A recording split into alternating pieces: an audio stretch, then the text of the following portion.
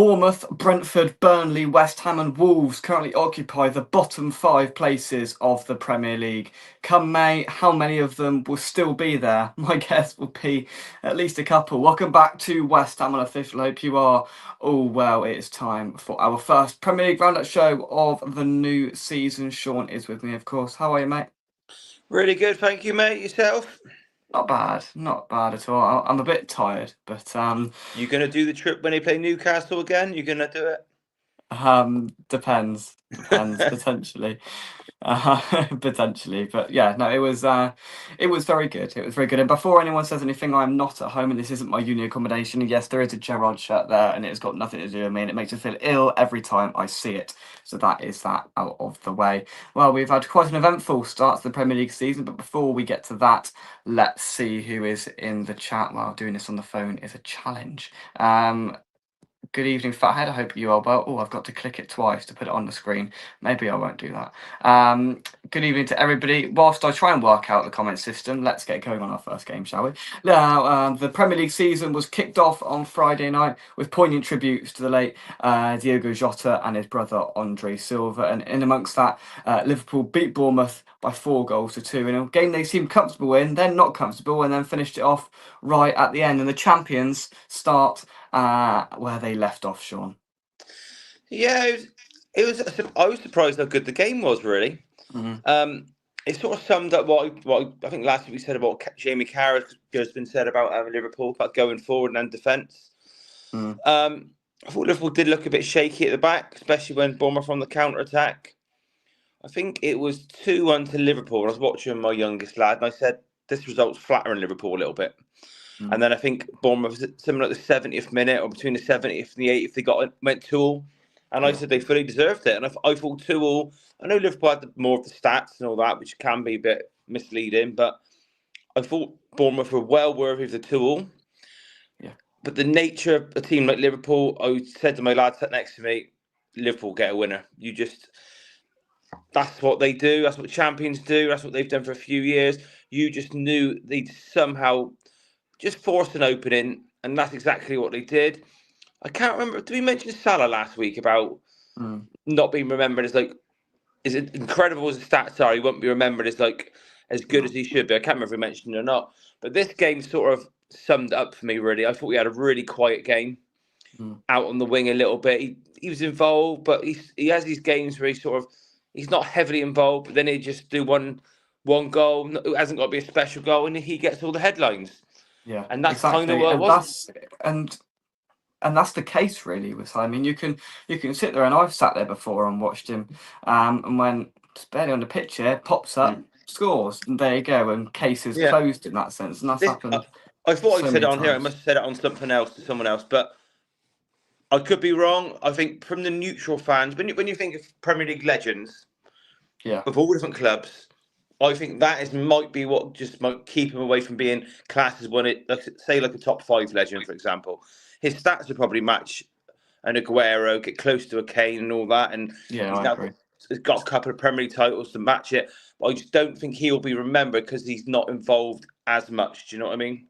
Yeah, probably like Haaland. Really, Haaland could stay in the Premier League and win everything, but we probably still wouldn't put him above like an Henry. Do you know what I mean?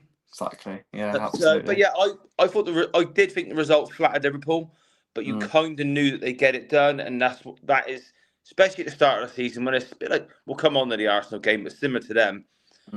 If you want to be up there in the top in the title race, sometimes you've got to get it done. And like I said, I think it flattered them 4-2, but they got it done. You have to win these football matches. Let's say some comments. What a terrible weekend. Yeah, that's one way of putting it, I suppose. Not great at all. Where else do we get to? Surely a few new signings this week and a whole load of honesty on the training pitch. We'll come on to West Ham a little bit later on. Hello to everybody else. I'm sorry I cannot see all these comments. I've got about an inch of my screen showing me comments. Yeah, Jake is away. That is a correct assertion. And so were West Ham's quality yesterday away, lost in the abyss. But we will move on. Next up, we will go to the Tottenham Hotspur Stadium as the Thomas Frank era got underway in the Premier League, and it got underway in a 3-0 win. Shaun, what was it like? Well, firstly, quick mention about the Super Cup because we spoke last week, and I think you were Oh doing your show. yes, I yeah, think I come on at half time, didn't I? And I had a couple of yeah. little things. I was more gutted than I thought I would be. We were decent. We were the better team for 80 minutes. Should have got it over the line. I watched most of it. Yeah. But do you remember what I said last week as well? That our squad's a bit thin, Mm. and a bench is full of a couple of kids and youngsters. That ask anyone. That's what cost us. They were Yeah. bringing on God knows who out. God knows who on like the 75th, 80th minute, and we were bringing on good talented players. And one of them even started against Burnley. But a squad's got to be a bit stronger than that in a one of the biggest games in Europe. Do you know what I mean? But Yeah. we were very good, and the tactics were brilliant. He went to back three, very good. So moving on to Burnley, he went what he expected. He changed it, went to more of a 4-2-3-1 or 4-3-3 ish. Mm. Made changes, very young midfield. Brought in Gray and Bergvall with Saar. Saar, by the way, I think he's been slowly getting better every year for us. This could be like his breakout season. I think he'll get a lot of people noticing him this year, in my opinion. Um, we weren't great, if I'm being totally honest. We scored a Mm. very good early goal, made it look quite easy. I think we had a really good 10, 15 minutes. And I've seen signs of what we've done in past seasons. We sort of took our foot off the pedal. Like I think some Burnley fans, even I think Parker said on there, they're taking a lot of positives from it. I wouldn't too much because I think most of their success come from us sloppy passing out of the back. We took our foot off the pedal. We didn't hold the ball up great for probably about 20, 25 minutes. And if you look at the stats, we only just edged it in the last 20 minutes. The stats, they probably had three or four, I'd say half decent chances.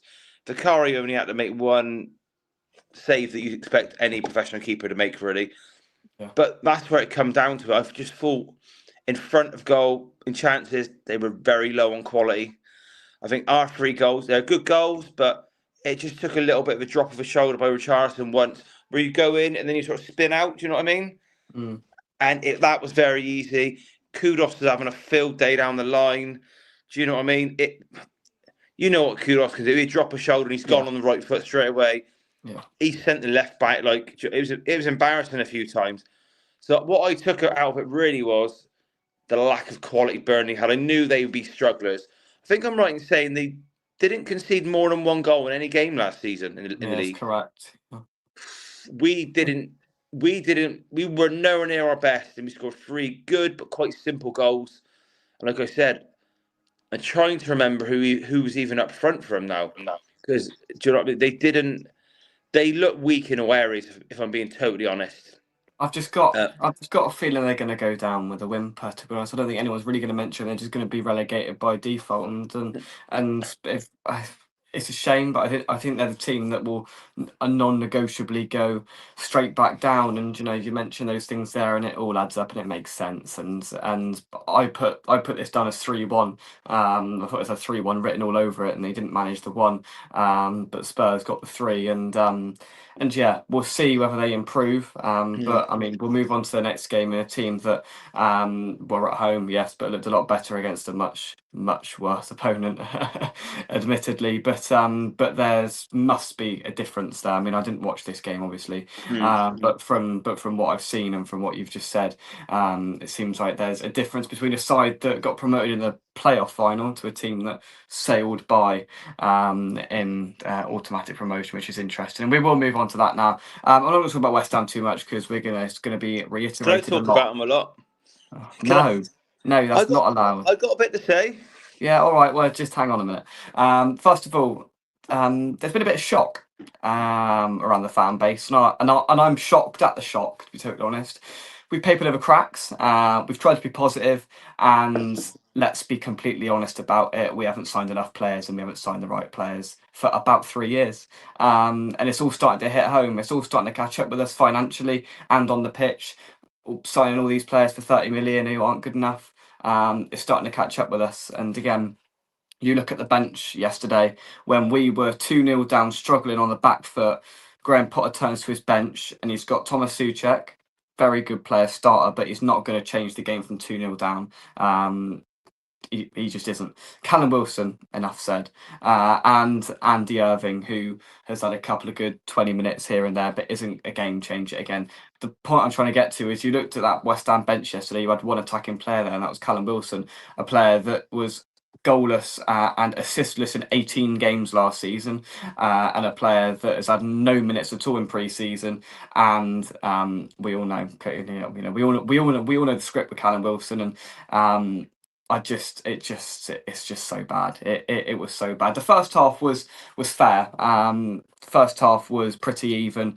Not a lot to separate the sides. Both sides had a couple of chances that could have been converted, but nothing came of it. A pretty standard average first 45 minutes of football, and it was obvious we had to change it. It was absolutely obvious. We all saw the team line up before and saw a midfield comprised of Ward-Prowse and Rodriguez, and went, "We're going to get overrun here." It's obvious. I could not believe when I saw that lineup. That's the two he picked. I was staggered, and I thought half time, fine, he's going to change it. No, kept it as it was. And they obviously spoke about that at half time, and they completely took us to the cleaners in the second half. It was embarrassing. It was absolutely embarrassing. They had pace, they had intensity, and as soon as the crowd could feel, the crowd were very good at the start and were pretty silent and mute all through the first half, but the crowd got up and the place turned into a bit of a culture. And once they scored one, there was no stopping them. We weren't getting back into that game. That was never happening. And for the third at the end to top it all off, Sunderland, I've got hope. We spoke to some fans on the train back to the airport, and they said we're just chuffed that we didn't look out of place. And if you were to tell anybody who's a team that they just come out from the Championship, it would have been us. They were very good. They took their chances. They dominated in midfield, not hard, albeit. But yeah, it was really frustrating from a West Ham point of view.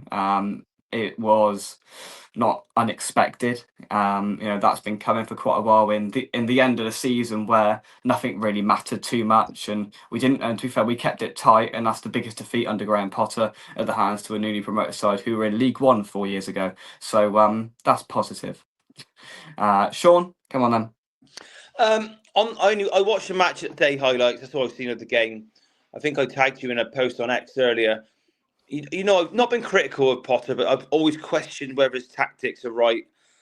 It looked like to me on the goals and the chance they missed, they tactically done you a little bit working around the back three. I thought with a back three, because fullbacks are gone, you haven't got someone covering in midfield, you could find holes. And I thought balls in the air, they're winning against your centre backs. I think down the channels, I think they're winning them. I probably only blame the keeper for the last one, if I'm being honest.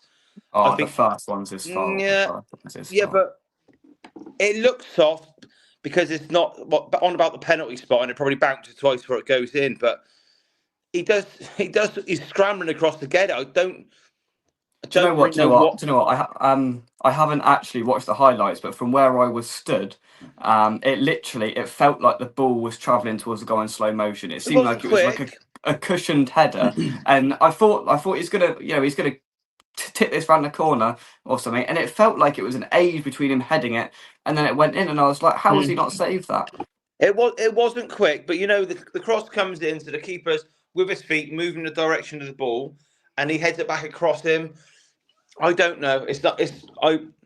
Some keepers would have saved it, but I wouldn't hammer him too much because I think it was a good header. But more to the point I want to make, really, last week we sat here and sort of said you sort of said you wanted 2 or 3. Now 2 or 3 more players. Now I don't want an overreaction here, and I don't think it's right to hammer Potter because I'm not convinced you're going to get a better manager in a hurry. I don't think. Obviously, you'll get if they sacked him in 2 months' time. Obviously, they're always going to have people want the job. Is it going to be someone better? You're in that position now where you can't keep chopping and changing every 6 months. Yeah. But from you last week saying, I looked at the bench before I come on here just to see who you had. Like, not a lot.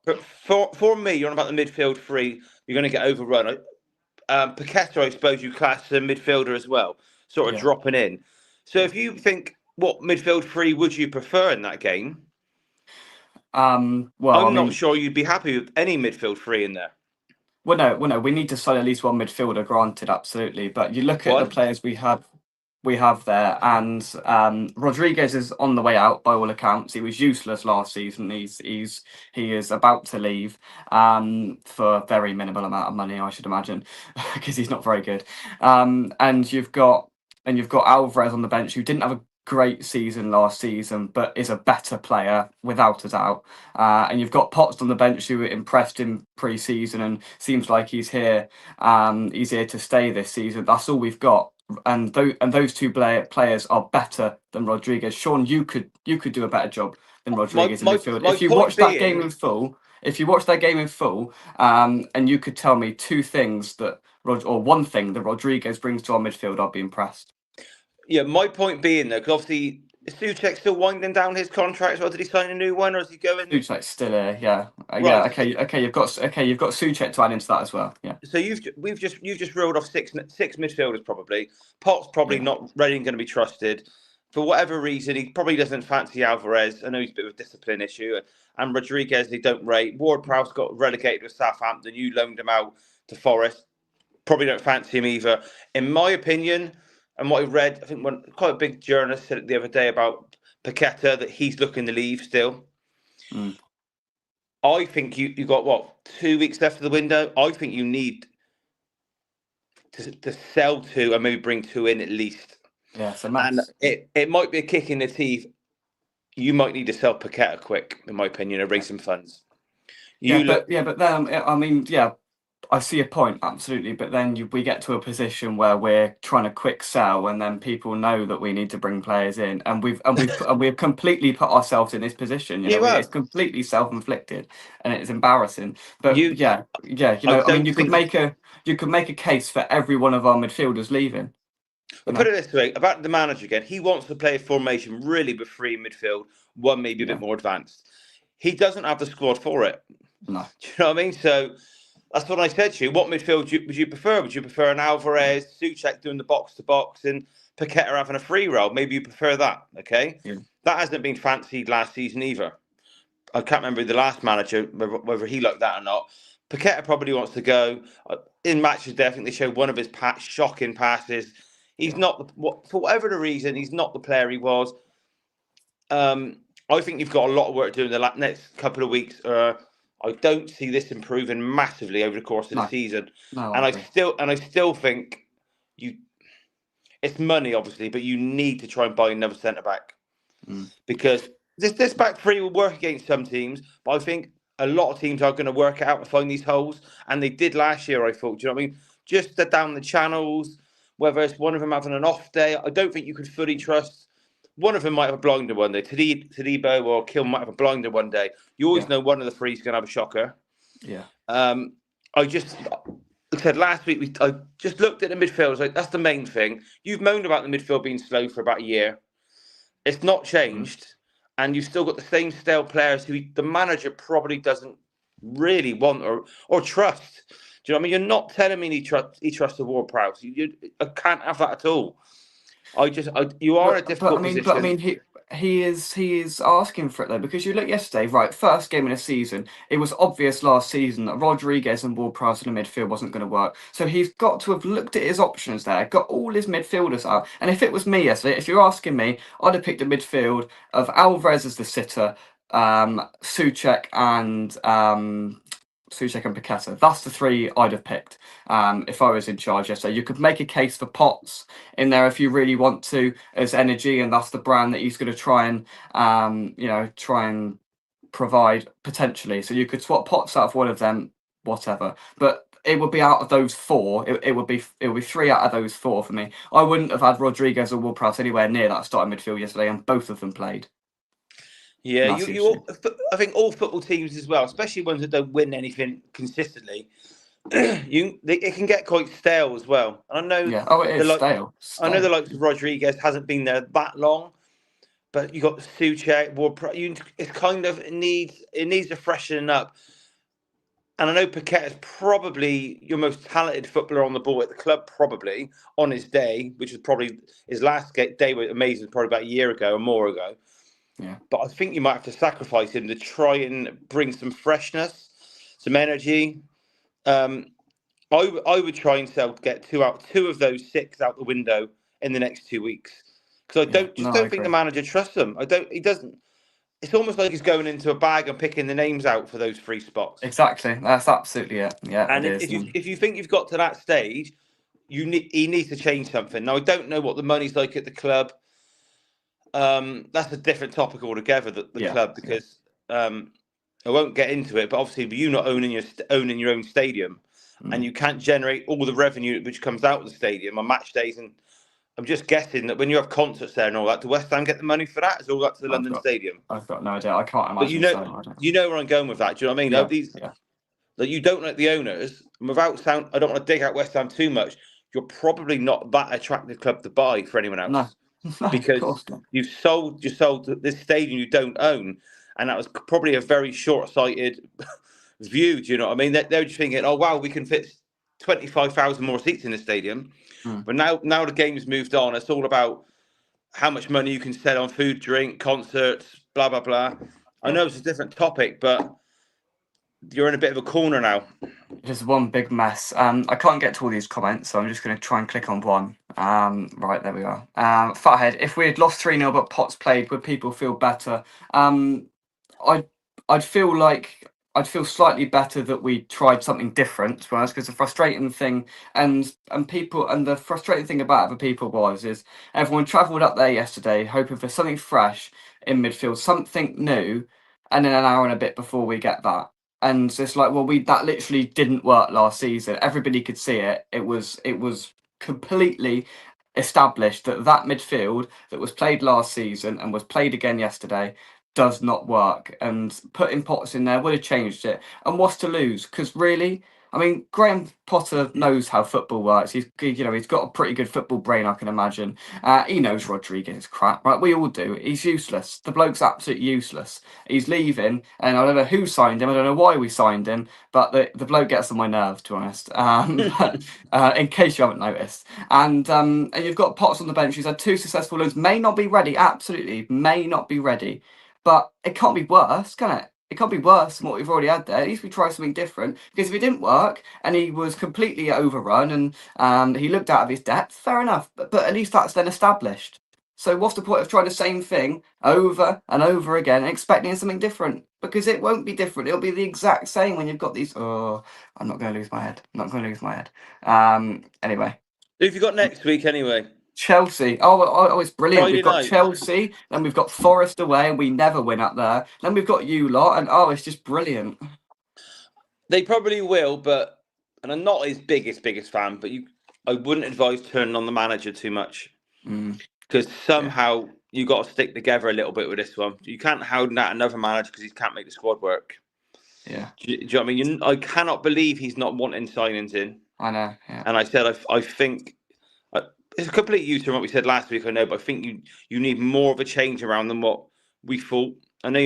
Is it Somerville? He's still out, and so you got him to Somerville's come still in. out. Yeah, He's a dangerous option on the left, probably. But I think you need another centre back. You're going to laugh, but you probably need to spend about 100 million in the next 2 weeks. yeah, And and we haven't got it. if you can generate, I don't know what would the club take for Paqueta? Well, I mean, there was a wild rumor that we'd take 30 million, but I don't think I think it'll be a similar to Kudus thing. I don't think we'll take anything under 55, Well, I 60. know you lot are a little bit bitter about Kudus and will boo him out the stadium. From my perspective with the Kudus deal, and this is totally what Tottenham don't ever do this, right? So this might be a lot on your lot than my lot. We got that done very, very fast. Yeah. We've been haggling with Eze with Palace for about a fortnight. We had that complete laughing stock mess with Gibbs White. We're quite known for doing this. Do you know what I mean? We'll nibble away, we'll bit a little bit here, a little bit there. I feel like how quick we got kudos that you snapped our hand off and pushed and Oh, grabbed we the did. money. I know we did. And clubs don't often do that with Tottenham. Our fans get frustrated just how we drag shit out. Do you know what I mean? Yeah. We did with your lot. It was like we're in for him. Do you know what I mean? And I was well impressed with the sign. I know he's got. I know he sort of down tools a little bit in your bad season last year. When I think hardly anyone come out of any praise at all last year, to be honest.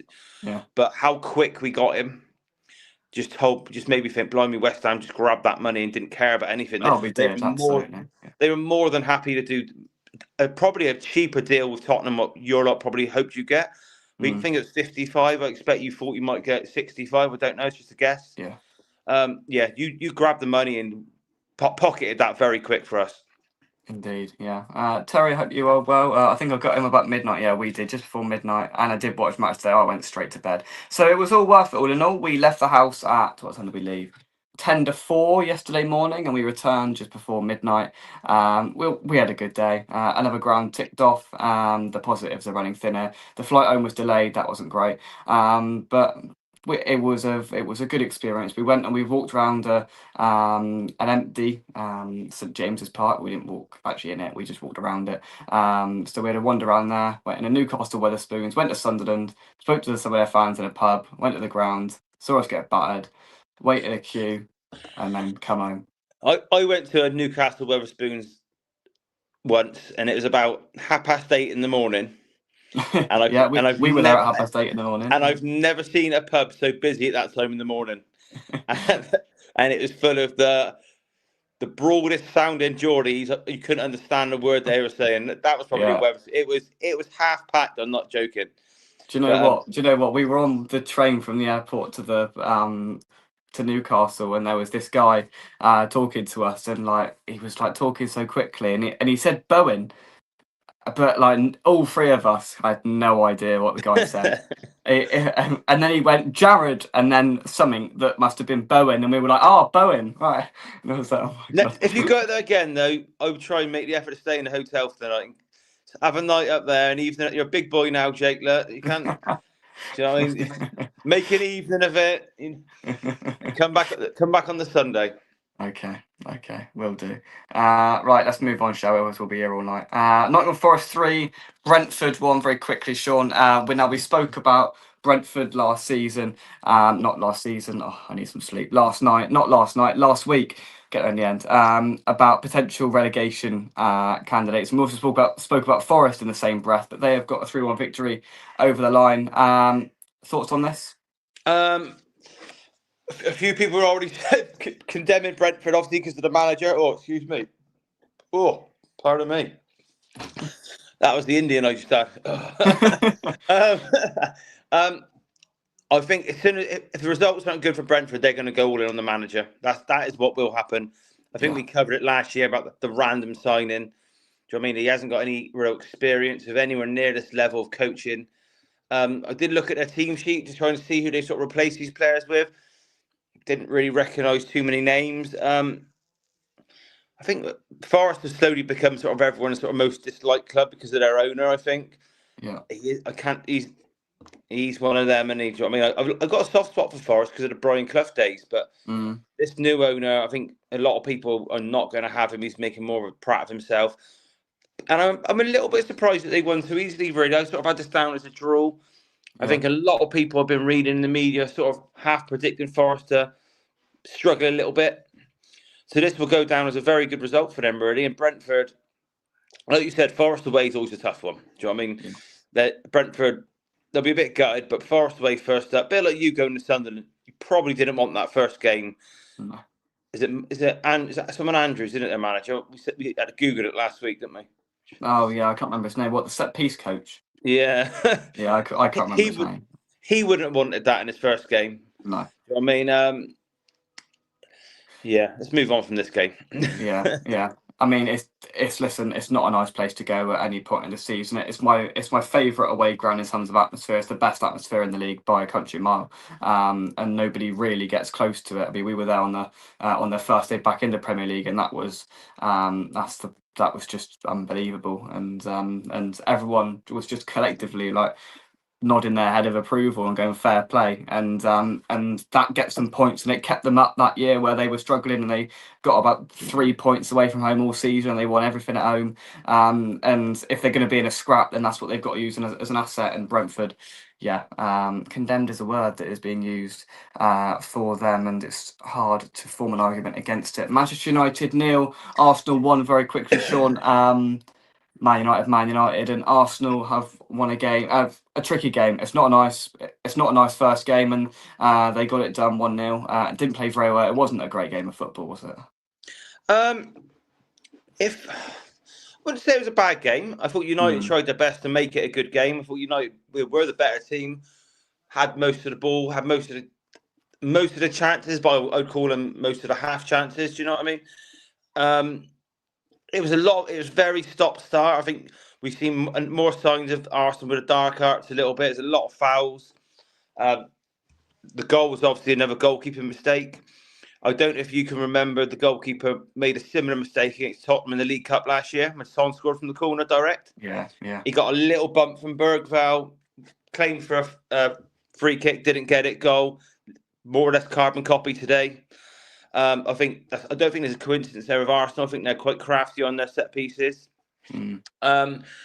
Quick one on Arsenal. I thought they looked very much the Arsenal that we played in pre-season. I think I covered that very briefly a couple of weeks ago. They looked a little bit leggy, a little bit tired. It wasn't really clicking. Do you know what I mean? I don't know what sort of pre-season they've had rest-wise, but the likes of 20 minutes we're in and we didn't know if Declan Rice was playing. Yeah, Gyökeres up front. It remains to be seen what he's going to do. Again, it's the first game. He didn't have any supply down the middle at all. But like I said, United were the better side. yeah, And I think their fans will take a lot of sort of positives out of it. My gripe with Amram is a bit like Potter always. How can he make this free? It's not even a 3-4-3 because he sends the forward sort of inwards, almost like a 3-2-3. Do you know what I mean? It's a bit of a yeah. strange formation. He's a bit flexible with it. It's just to me how he can make it work to get him over the line and win games. That's all. I know it's a totally different game, but in the Europa League Cup final, he played the formation from the first minute to the 90th minute. And I don't think they tested our keeper until a header in the 93rd minute. Really. Mm. Tell a lie. I think Euro flicked on a free kick in the first half, but he was just banging the same drum over and over and over again. Whether he changes it a bit more in this season because he's got an out-and-out centre forward he probably trusts, I don't know. The chance if they had one, I think they hit the post from the wing back today, and they had one other really big chance which tested Raya, and if it was Cunha, sort of went in, but again, it was a bit more from a slight wide angle rather than down the centre of the box.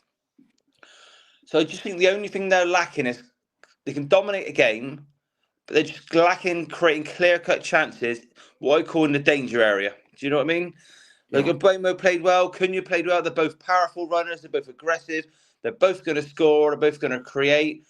But It's it's just whether they can patch it all together, and that's the thing. They're good players, and they will bring quality to it. And they're players Mm. that have been waiting for a couple of seasons to make that Yeah. jump up to a bigger club. And the question is, how are they gonna? And there's been a question for Manchester United for years and years: is are they gonna gel together? Is it gonna work? It's And go on, like final word. like I think most people with them will think we got a front three now, fine, Yeah. but he wants to play wing backs. Okay, so usually he's got wing backs. And I don't really think he likes to play two in midfield either. Like he started with a Mm. false nine with Mount dropping in, who actually had a good game. Yeah. I think that's more how he wants to play. Like he could play Cunha as a striker and play the two sort of attacking mids behind. I think that probably suits his mindset more. And out front three, I'm not sure that's how he wants to play, and we might not see it as much as United fans think. So yeah, they played well. They played a lot better. It was a poor Arsenal display, and they don't look ready for the season yet. So they'll I see agree. they'll see it as an incredible win. It's a great So win. Yeah. I don't think it's worth getting carried away with either side really, because I think Absolutely. it's I think both teams have come away reasonably happy, even though United lost. But yeah, if he can tweak, Amram can tweak it so they're creating big chances in the right places, in and around the penalty spot or anywhere there. I know the new striker's very good in the air. Then they might kick on a little bit. Do you know what I mean? But that's the only thing I'd say. They dominated the game, but I think Ray was only there 22 chances on goal, I think. And Yeah. I There you think go. I only really remember Raya being properly tested. It was a good save, Mike. Mm. Once. Do you know what I Mm. mean? Once. So that is obviously, they've got lots of positives, but that is a clear. And I compared it to the Europa League Cup final as well. Do you know what I mean? We Yeah. defended quite well. A bit like, Arsenal got brilliant centre backs. They just smothered it out. A bit like what we did in the Europa League. So that's obviously two games, a little bit similar. So that's what they need to improve on. But yeah, slowly getting there. Indeed, Need a new indeed. Right. goalie though. Need a new keeper. They do need a new It's keeper, yeah. for a club like well, for any club, forget it's Man United, to have 2 seasons of Onana, and now we're going to the second week of the third season, and it's still Onana or a backup Turkish keeper, I think he is, who probably isn't nowhere near good enough either. For any football club in the Premier League, that is negligence. For it to be Man United, and they're still Man United, even though they've been poor for a few years, it's shocking, really. So they need to, and there's no sign of them even really scouting one. There's no big No, rumours, so. But yeah, it's that's that. bizarre. It's bizarre in that sense. Right, I found a few comments. Yeah, we did understand about 3 words out of about a 5-minute chat with this fella on the train because he went, Bowen's good. And we all looked at each other and thought, I got no idea what that guy's just said. And he went, Jared Bowen. And we were like, right. Oh, now we know. Now we know who you're talking about. Apparently, I did have 2 pints yesterday, and I had 3 pints today. Crazy stuff. I always think I don't think I was incoherent. I can't even say it. I think I was. I think I held it together. I didn't get too angry, which I was quite pleased with actually. That was basically our day. Bowen, Sunderland, and pubs. That's basically what it consisted of, and waiting around in airports. Keith Andrews is the manager Yeah, of Brentford. Thank you, Tim. yeah, yeah. We'll probably have to remind ourselves all through the season who that is. Yeah, because it's a really forgettable name. Until about November when he's gone. Exactly. Then we won't Exactly. have to remember him ever again. Right, we'll leave it there. Thank you very much indeed for joining us on this week's Premier League Roundup show. I've got on good knowledge that Josh will be returning next week. I don't know where he is. He did tell me he's in Birmingham with his dad. But I think he was at the football yesterday. So we'll have Josh back next week to cast some insight on Aston Villa. So until then, thank you very much indeed. And Shaun, I'll see you next week. Thank you very much. Cheers, buddy. See you later, mate. We'll see you next week from me, not him. Come on, you Lions. And we'll see you soon right here on West Ham Unofficial. Thank you very much and goodbye. Cheers, Shaun. Thank you.